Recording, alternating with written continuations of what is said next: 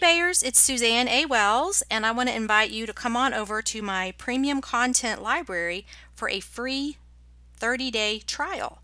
You'll get hours of video content, materials, tools, and information not posted anywhere else online. You'll also get free, unlimited email support anytime you need help, like with questions from buyers, navigating eBay, anything eBay related. I am here for you by email when you need help. So you have nothing to lose and everything to gain. Just come on over and see what it's all about. This is your free pass. Check the link below the video and use code FREETRIAL, and I will see you there.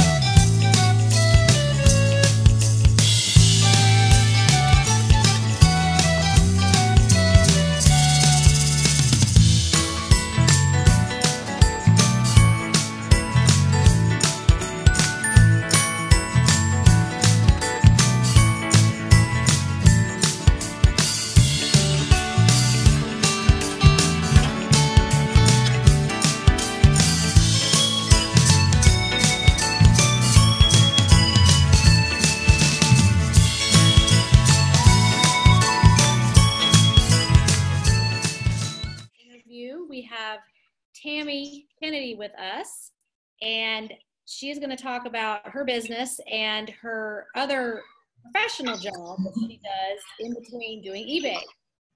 Hey, how are you, Tammy? I'm good. How are you, Suzanne? Great, thank you. So let's talk about where you're located. I am in Akron, Ohio, home of LeBron James. Yeah.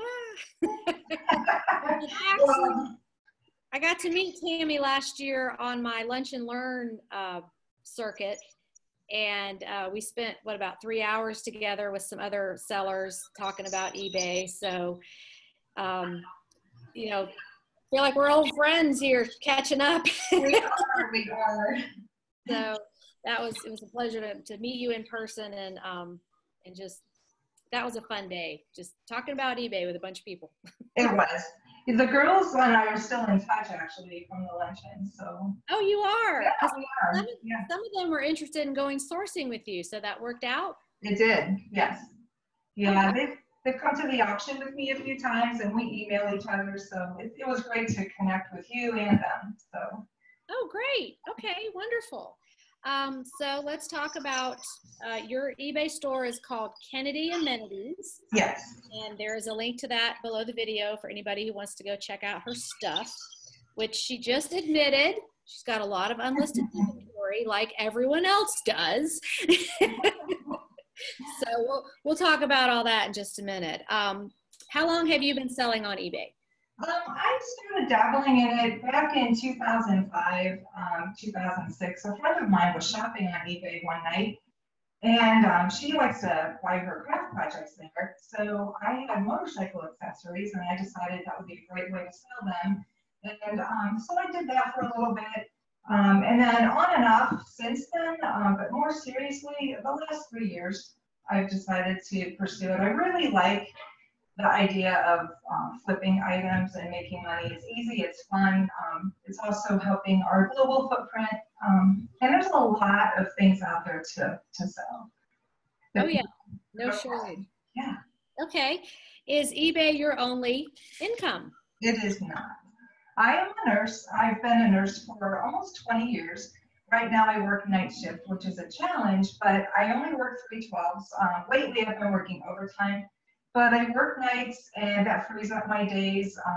But having 4 days off during the week, is really nice. And I work in an observation unit, so I like nursing. I'll probably do it for another 10 years before I retire. So. And eBay is a good supplement to the nursing profession. I run into a lot of people that do it because it's flexible and it's, sometimes I think there's slow times at work. Are you on your phone doing stuff sometimes? Oh, yeah, absolutely. In fact, I have a small laptop I take with me, so I can work on eBay during my downtime. Another great advantage is it's a great resource for boxes and plastic bags because, what the hospital throws away, I just take home and use it for shipping. So that's another great asset there too. Yeah, I noticed sometimes you're on Facebook commenting in the middle of the night. Yeah. I am, and I'm such an addict. I'll get up in the middle of the night sometimes and get a drink of water or whatever, and of course you have to check your phone. So and there you are commenting on stuff. Yes. So yeah, I mean shift work is, it is what it is. You get overtime and stuff like that. So you can't walk away from that. I can't. So what is your professional background? You said that you've been a nurse for 20 years. Was there anything before that? Yes, I started out, I worked in transportation for a small company that imported natural rubber. And from there, I went into sales. I got promoted and we sold natural rubber, so it was a commodity. So I learned how to do a little bit of commodity trading.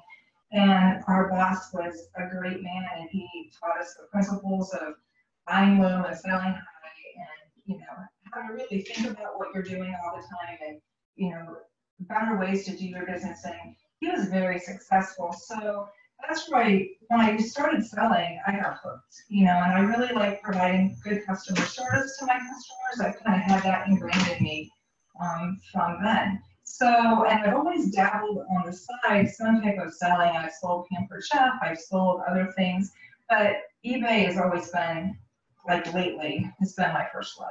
It's caught my attention, and it's easy, it's fun. And, people, like I said, people really are fascinated when I show them my phone. It'll ring during the night when I'm at work, my little cash register, and I'll say, look at this beer sign I just sold for $160. And they're like, what? And they're fascinated by it. So it's super fun.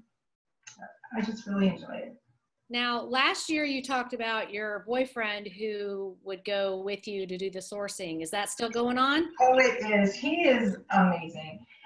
He does not like to do the clerical end of it all, but George is a great picker. He's got a good eye for things. And then he'll do things like clean my items for me, or just help me sort my inventory, or he'll cut the grass so that I can work on eBay. So he's great, but he's got a real good eye for picking. That you're so fortunate to have somebody you can do it with, because a lot of spouses and boyfriends, girlfriends don't really get it, and yes. It's not fun when they don't get it. Right. He gets it, although he's a little frustrated because I've got a little too much inventory, which I'm working on. So, but it's hard not to buy. That's why I can't go to the auction right now, because it's you get caught up in the moment, and the next thing you know, you've got all this merchandise. So how many things would you say are not listed? Oh, I probably got about 30 bins full of merchandise. So, So at least a couple hundred things, maybe? Probably, yes. Okay. We're going to get you caught up on that. Thank you. Tammy's going to be starting my virtual assistant service to get her stuff listed, because this is August 14th, and we're going to be into fourth quarter before we know it. And that unlisted inventory needs to be listed so it can sell. But you already know that. Yes. So we talked about how you got into eBay. Let's see what else. Now the question is, and one of the reasons I wanted to get you on is because you get your inventory a little bit differently than the average seller. Let's talk about how you get your inventory. Okay. George had gone to an auction house, and then he went to Florida. This was a few years ago, and he said, Tammy, why don't you go check out that auction? You know, you might find a lot of great stuff there. So I went by myself, and it was really scary at first. But I was amazed at the inventory and the people that were there. And it was like walking back in time, because they had all these great toys from like when I was a kid, and things that I used to see in my grandma's house. And then they had modern things too. And I was just fascinated by the bidding process and all. And so I bought a couple things that night. I actually bought something by accident because I was fixing my hair like this. And the next thing I know, I bought these plastic ponies. I didn't even get them, but I went home with them. But then I started like, you know, paying attention to different things, and I do research before I buy things. I don't just buy. But I find great things like a whole box of like Polaroid cameras I bought for like $20. It depends on who's there. Sometimes there's a lot of other eBay sellers there, and I've made friends with them, which is really nice to connect with them also. But they have the opportunity to buy a great amount of merchandise for a pretty low cost, and it's a time saver because you're working the shift I do, and now I work a lot of overtime. I don't have time for yard sales, and I do hit Goodwill once in a while, but I really love the auction because it's like one-stop shopping, and I can find everything I need there.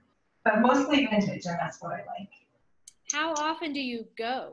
It's every Friday night almost, but I do work some Friday nights, but if I'm not working, I'm usually there. So, although I haven't gone for a month, I'm trying not to shop. And where does the stuff come from that they're auctioning off? He visits different people, like estates, like people will come to him and bring him the merchandise, or he'll buy out estates. There's a lot of people, you know, with our aging population, a lot of parents going into nursing homes, and the kids don't want the items in the house, or they take what they want and then they give the rest to him to sell. And it's just never ending. And I'm really surprised because, you know, Akron's not that big of a city. It's decent size, but every week, you know, he has the auction house full of merchandise. So it's just never ending. And that's kind of where our society is. It's like all this stuff is in people's houses. Yes. And it's coming out and it's going different places, and not everybody has an estate sale. Some people just have a company come in and just take their stuff, or, you know, the estate sale company will buy it from them and then it gets auctioned off. Yeah. But it's just, there's no shortage of stuff, and it's not going to stop. Oh, no. No, it won't, believe me. I'm just amazed at the merchandise. And, you know, the other thing that's fun to see is how pristine some of these items are, where people have collected them. And, you know, there was a recent gentleman who had all these beautiful Polaroid cameras, like mint condition, like not a speck of dirt, or, you know, Christmas ornaments, you know, the Christopher Rackville. You know, there's all kinds of really nice, beautiful things that people have cared for. It's kind of sad in a way that there's things are being auctioned, but then that's our opportunity to buy them and rehome them. So. Yeah, and then you can rehome them with another collector who Yes. will love them and cherish them, and all those things will evoke wonderful memories for them. And it's just, yeah, it's basically rehoming stuff. But it seems like when you're getting it from auctions, the products haven't been, you know, manhandled through the thrift store process of being dumped in a bin and dumped in another bin and put out on the shelf, and a zillion people looking at it and touching it. They're in better condition. Right, definitely. Okay, what do you think you pay for an item on average? Like if you averaged out everything? Oh goodness, because I pay up sometimes. I'm going to say $20 to $30 in that price range. Sometimes less. The inventory I currently have listed is definitely less than that, but I'm trying to make more money per item now, so I'm trying to spend more money. Like you had said, you know, your videos are great, Suzanne, but it does take the same amount of time to list, you know, a $100 item as it does a $10 item. So I'm trying to focus on the higher end. Yeah, and it's a gradual process. I'm doing it too. I mean, it's like, it's hard to leave things behind when you know you can flip it quick. Yes. Like I sold a t-shirt last night for like $13. 20 minutes after I listed it, I got it for $1, and I was just like, this looks cool. And it sold right away. And it's like, that's not huge money, but I'll take it. You know, you gotta you got to throw in the low price stuff with the high price stuff because it takes longer to find the high price stuff. It does. So I wanted to talk to you a little bit about the whole auction process, because there are people out there that haven't done this that might want to get into it. And the first question is the bidding process intimidating? I think first, if you're new, it's not for me now. When you go there, you'll give them your driver's license and they give you a number. And then I think the hard part of being at the auction is, you're chatting with people and, I'm always having fun talking to people, but paying attention to the auctioneer. Because I've missed a few things because I've been chatting, but you have to pay attention and then make sure that he sees you as you're holding up your number, because it can be crowded and noisy. And then once I've had a few people go head to head with me over certain items, and then I'll just stand there, just hold my number straight until I get the item. Of course, I have a limit, but it can be intimidating to a new person, I think. So maybe I'm sorry. Maybe just go and watch the first two and just see how it works. Yeah. At the end of the night is a fun time too, because that's when things move quickly. They have a time limit, and at the end of the night, they really let things go quick. They don't wait around. So. Okay. Do you have to buy lots, like box lots, or do you buy individual items? Both. Most of the time, the items are in a box because there's usually so much merchandise he's trying to sell. But the bigger, more expensive items sometimes are, individual. So sometimes we'll see something in a box, and we'll buy the whole box, and then we'll come home and sort it and decide what to do with the rest of the merchandise. Usually donate it or take it to the flea market. Because I do have excess inventory right now. I went to the flea market once with a Jeep full of stuff, and I made about $95, and then what I didn't sell, I took to the Goodwill, which is across the street. So it didn't come back up. Yeah, you got to try those other ways to get rid of excess inventory. You got to try. So how do you find the auctions? How can other sellers find these auctions? There's an app. It's called Auctions, and you can put a zip code in, and it will give you, auctions within a radius of your zip code. There's online auctions, which I don't participate in, but then there's all kinds of local ones too. So, and then sometimes, people will have individual auctions, like when they're doing an estate sale, they'll just make it an auction. I've had a few in my neighborhood actually have fun too. Can you can preview what's going to be there if they've posted the pictures? Right. Most people do have pictures. So you can take a look, but it's really good. A lot of times the pictures don't do the merchandise justice. Do you spend much time previewing the pictures and figuring out what you want to buy? No, I just go and I try to get there a little early and kind of survey the area a little bit and see. I know what I like to buy that I can make money on, so George is the one that will take the time and go through the pictures and the boxes when we get there. So you really, if you're going to do this, you really can't be like super prepared. You got to just fly by the seat of your pants and just go and see what they have and go with your gut and have a budget. You can't like plan out every single thing you're going to do. That's how it works for me. For me, that's how I like to do it. I'm a planner to a point, but when it comes to that, I like to go and actually touch the merchandise and, really inspect it, because the pictures, like I said, you can't really see those really vivid colors or, I don't know. I like to touch the items and see. Yeah, I get it.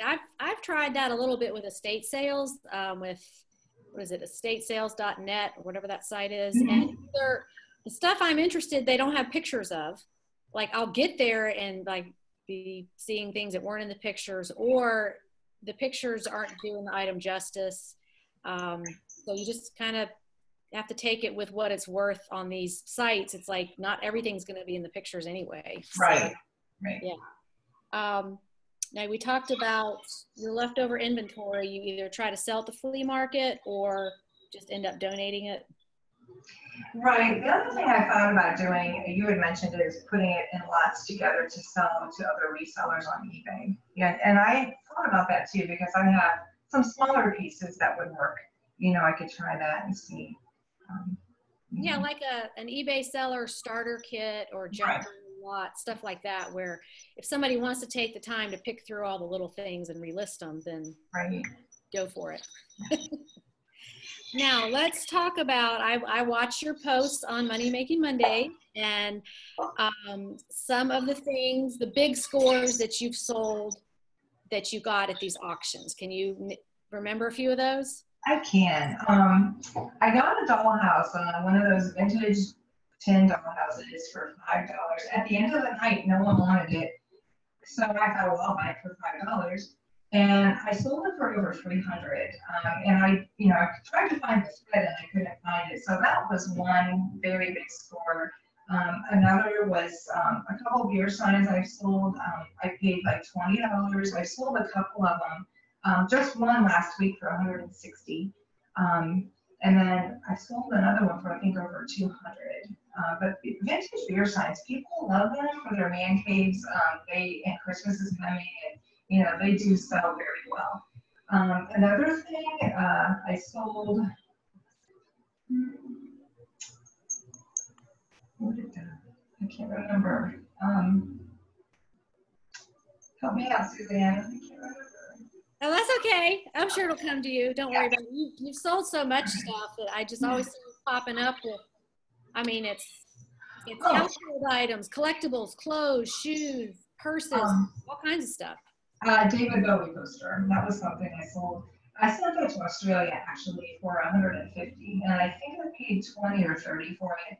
And then I just sold a Pink Floyd poster for $100. I paid $22.50 for. So those are great things. Old concert posters do really well. And you're a Gen Xer, right? I'm a baby boomer, actually. You're a baby boomer? Well, you're right there on the edge. I think, where it's like, it's like, oh yeah, that's from when I was in high school, or that's from back when I was young. So our age works for us. It does. Vintage items, because you remember that. Yes. Yeah, absolutely. So y'all be sure and check out her scores on the Money Making Mondays, because is your Facebook name the same? It's not. Okay. It's Tammy Lynn on Facebook. Right, it's Tammy Lynn on Facebook, but it's Kennedy in the rest of the world. Yeah. Okay, so let's talk about your eBay store a little bit. And you said you have about 500 listings. Yeah. And does it pretty much stay at that level? I try to keep it there. I sell a couple of things. I sold a few things overnight. And I'm going to my goal is to, I go back to work Thursday, get a few things scheduled to keep it there. I kind of work in chunks of time. So I try to schedule listings, so I have something listing every day for the next week or so. But with the overtime I've been working, I haven't been listing. So that's where having those amount of inventory, that number of inventory helps me, because at least I have things for sale. I do run sales in my store to try to show activity. I also take items down and relist them if they've got a lot of views and they've been listed for a while. Then I'll end the listing and redo it. Sometimes during the middle of the night when I'm at work. Yeah, that's a good thing to do on your phone. So what is your profit per month average? This month, the last couple of months, it's been about $300. In the past, like last year, it was a lot better when I wasn't working so much. I was probably making about $1,500 a month. Okay. Yeah, that's kind of what I noticed. You're a pretty steady seller, but you've got that job that provides the insurance and vacation, and you've got to have your attention there first. And right. Even though you wish it was the other way around, you wish eBay was first, but I do. Because one day it will be. Yeah, it will. You're building that up, but being a nurse, that's a calling. That not everybody can do that, and you're right. And all the nurses out there, because it is a hard physical job. It is. The job I have now, part of the benefit is most of my patients are able to take care of themselves. I don't have to do a lot of actual physical care. So the drawback is, in that position is working the night shift. But I spent 18 years in critical care, and I have the back and neck to prove it. So that was a lot of very physical work, and I just can't do it anymore. So I loved it, but I just physically can't do that. So. Yeah, and I don't think people realize how physical the job of being a nurse is, because when you're in the hospital, whatever, you know, oh, they're coming to take my blood and they're checking my vitals and, you know, give me shots or whatever, but it's a lot of lifting and carrying and heavy work. It is. Yeah. So it's good that, you know, you're getting something else in place for when you are older and you don't want to do that at all anymore, or you can retire, you'll have something fun built, ready to go. Okay, so let's see what else. The total dollar amount of what you have listed is about $14,000. Everything sold today, that's what you would have. Wouldn't that be fun if everything's That would be fantastic. You have to take time off work to do all your shipping. Yes. So that's, I mean, you built a good business, and you said you've really been focusing on it like the last 3 years or so to get it. So, I mean, you're definitely getting there. Now, we talked about your process for sourcing. You try to go to the auctions once a week. Do you outsource any part of your business at this time? I don't. I am going to use your VA service, definitely. I've talked to a few people to see if I could get them to help, like with listing items, but actually, I'm having a hard time finding anyone local.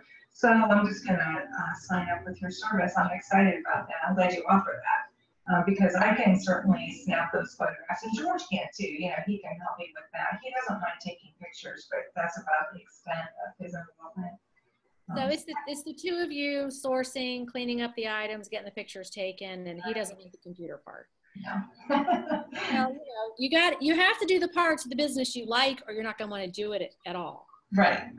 So when you have the luxury to get people to help you, you keep the parts you like and you outsource the parts you don't. Exactly. Now, do you have any kind of profit goal, or are you just kind of juggling this until your nursing days are over? Honestly, I am juggling it right now. I have, you know, high goals. I had the opportunity to go to eBay Open, and I saw some of the mega success stories there. And, you know, in my heart, I would love to be one of those eBay sellers that is no longer employed, but just by themselves. So I do have that in my heart that I would love to be that successful. So I'm going to just keep that in the back of my head and keep working and, you know, try to really take better care of my business, you know, than I have in the past and try to stay focused. So, how was eBay Open? It was fantastic. It was really fun. What did you take away from that? Like, did you learn new stuff? I did. They offered workshops on fashion. I'm not one to read the fashion magazines, and I do sell some clothing, so it was really nice to get that information. I took a lot of notes, and then I also took a social media class. And they talked about the importance of social media, primarily Facebook and Instagram, and promoting your business, like having your eBay business on, having a separate Facebook page and posting on Instagram, and how it can really help your sales. And they demonstrated that. So I'm also working on that because I'm not real great at that, but I'm going to try to sharpen my skills there and get some of my merchandise out. The other thing I took away was the financial aspect. They gave us a lot of pointers on paying more attention to every single dollar that you're spending.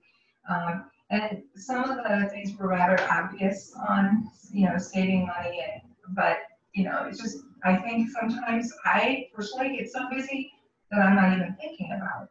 You know, I'm just doing things by rote. And one thing one gentleman said was he pays for all of his postage with his business on a business credit card that gives him 2% cash back. And that's like for him about $600 or $700 a year. Well, that's great. I'm not doing that. I should do that. You know, it's just little things like that. And the importance of having your own business bank account and, you know, keeping it really separate, you know. So I learned a lot. You're saying he's printing his labels through eBay, but it's just tied to a credit card rather than PayPal. Right. So you get the points or the cashback points on the card. Yes. Yeah. So, and there was a whole lot of other things that he mentioned. So I took all those notes, and I'm going to try to incorporate that in my business. You know, there's a lot of things that we can all do to make our businesses better. You know, it's constant learning. So. Well, let me ask you about the Facebook page for your eBay business, because that question's asked a lot. And I guess my question is, how do you get people to come to it and buy stuff, or are you just selling to your friends, or is there another marketing aspect to that? Well, I am building mine. It's not quite ready yet, but what they said was that because people like you, they'll buy from you, and you know, you definitely want to keep it separate from your personal Facebook page, but let them know that you're out there. A lot of times, like I have a lot of friends that sell Scentsy and other pampered chef consultants and things, and let them know about your business and you frequent their page, and it kind of goes in a circle. And then if you follow them, they'll follow you, and perhaps it can lead to sales. I know my son-in-law has a toy store, and he posts on Instagram, and he has his own Facebook page too, and lots of followers, and he does claim he gets sales from his Facebook page. So, and that connects to his web page. So there's definitely an opportunity there. So. Oh yeah, yeah. I mean, Facebook has how many billion people on it? Right.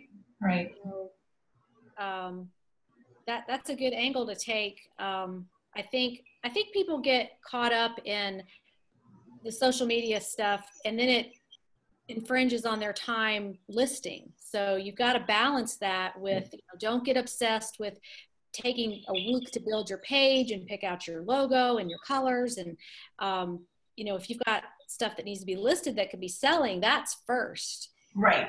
Kind of work in the social media part, you know, around that. But like, I wouldn't, for the listeners out there, you know, don't stress out about like, you have to do this. It's just kind of like a dessert, cherry on top kind of thing. If you can get it done, you know, the objective is getting everything listed, because people can't buy what's not there. Exactly. Did eBay open? Did they focus on any of that kind of stuff? They did. They talked about how they want us to succeed, and they talked about a better buyer experience. I was really impressed with the way they're changing their app and their web page so that customers can come and they see an item and they can actually buy the item without having to have an account. You know, this new payment system is going to be great. People can pay with Apple Pay. I think it's a good thing for customers, because a lot of people are shopping on their phone, especially the younger people. They don't want to bother with signing in and having an account and a password. It's, you know, they want the ability to, you know, just shop and, you know, just pay for the item and have it shipped to them. I think the way they're changing things, our sales, all of us will benefit. So. Yeah, and you know, I see people out there stressing out about the payment system is changing. What is this aiding, and what is your opinion? Well, you know what? It doesn't really matter what our opinion is. It's changing. Right. And it's just like saying, you know what? The speed limit is now 75 instead of 70. Right. You just do it, you know? You just do it. And this is why they're changing it, is to make things easier for buyers, which everybody wins. We win, we sell more stuff. eBay wins, they make more money on fees. It's easier for the buyer, and so they're going to make it seamless. It's not going to be a big deal. It's just going to happen in phases, like all changes do. It's going to just be a little bit at a time, and it'll just gradually happen, and just nothing to worry about. Is that what you got from it? Yeah, definitely. I agree. I'm actually part of the beta program, and part of me is a little concerned for my own because I use GoDaddy bookkeeping, and thank God for it. It does help me a lot since I'm just the only one doing the bookkeeping side. But they won't be part of it initially, so I'm going to have to really pay attention to my numbers and my bookkeeping myself. But I did opt in. I think it will benefit the business, and someone's got to test it. So I said yes. Yeah, and so many. I mean, you go through the drive-through at fast food places, and they're like, we take Google Pay and Apple Pay, and you can pay with your phone, and eBay's just getting on board with that. It's just progress and technology, and so what if it changes? That's good. Right, I agree. Okay. Okay. Is there anything else you wanted to mention from eBay Open from your quick little recap? Let's see. Just that I think if anyone gets the opportunity to go there, they should. They really have a lot of resources there. They have all these opportunities to learn more. They actually analyzed my store. They gave me some pointers on my categories. I have way too many categories. I need to streamline it. They talked about a lot of things like pictures. They taught me how to take the proper picture. There was a rep there from Google, and I missed his interview, but one thing I did take away, I did catch, is that the pictures have to have that white background or Google won't show them for our eBay sales. But I think if anyone can go to eBay Open, they should try. It's definitely worth it. So. Did they say anything about what's called lifestyle photos, which this is coming from Poshmark and Instagram, where, you know, you've got the mannequin with the dress on it, and then a plant and a sign and a bulletin board, and so all this extra stuff in the background. That's called a lifestyle photo, that people are doing that on eBay. And it's coming from Poshmark and Instagram, but it's not really eBay legal. It's not a great idea. Did they talk about that? I didn't hear that phrase specifically, but in a class that I took that Griff taught, it was specifically a white background, great lighting, and a single item. There was nothing else in the picture. And he talked about the importance of having your item be edge to edge when you're taking it, so that, you know, it's optimization for preparing your mobile devices. So your customers can see, but no, I don't think they would like. I've got a video. I'll put the link above to the video about not using props. Right. And it's basically in the eBay photo help guide. It says don't do that because it's confusing for the buyer. You can get stuck with a buyer saying, well, I got the dress, but I didn't get the necklace that was with it, because you just were trying to accentuate your item. And there's a lot of confusion about that. But yeah, Griff is very, he is by the book, and he's been talking about that with the photos forever. Edge to edge, clear in focus, white background. I think that's really important, because all that's between you and your buyer is a computer or a phone screen. And people don't read, they just look at the pictures. You're right. Well, I'm glad it's just aggravating, because people are like, well, why isn't my item selling? Well, it's your, you know, if it's your pictures, if that's the problem, that's an easy fix, but that's just the way humans are wired. We look at things first, and then we read about them later. Like, you get a magazine, you flip through and look at the pictures. Okay, well, I think that wraps up all the questions I have. What advice would you give to like a newer seller that wants to do this part-time to help build their business? I would suggest anyone new definitely check out your library of videos, Susanna, because I've learned so much. There's so much to learn, you know, postage and shipping and packaging. That's probably some of the biggest mistakes I made starting out. I didn't package items correctly. I had things break. You know, I miscalculated the weight, and then I lost money on sales. Providing good customer service, offering a good product that's not, you know, defective unless you're selling it for parts. You know, really focus on what you would want as a consumer, and, you know, deliver really good customer service. But definitely start slow and focus on what you're doing. You know, don't buy a lot of inventory and get overwhelmed, and stay organized. Yeah. There's a lot of money to be made, so, you know, there's lots of room for us out there. So yeah, there's never a shortage of stuff. I mean, rarely do we hear people say, I can't find anything to sell. It's more like, I'm on inventory lockdown right now. Which you said that you were. I am. But I mean, it's just really piles of money sitting there. So, you know, it does catch up with you, because buying is the fun part. Yeah. So again, Tammy's store is Kennedy Amenities. I'll have the link to that below the video. And you come on my YouTube channel, don't you? Oh, yes. Okay, so you're on both Facebook and YouTube. I'll put the video both places, so if anybody has questions for Tammy, she will be out there to answer them. Well, thank you, Suzanne. It was really nice doing this today. So Well, thank you. I enjoyed having you on. Thanks for sharing. Thank you. Bye.